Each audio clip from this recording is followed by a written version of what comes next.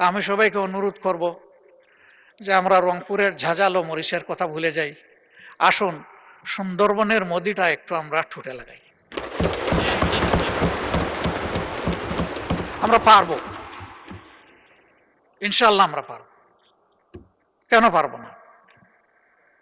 শুধু একটা good intention লাগবে আমাদের, এই জাতিকে আমরা বিল্ড আপ করবো।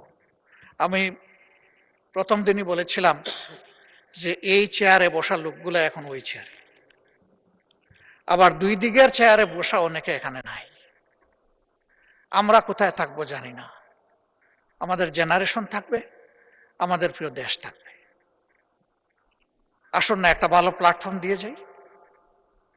এখন মরতে পারি, এই জায়গায় পড়ে যেতে পারি।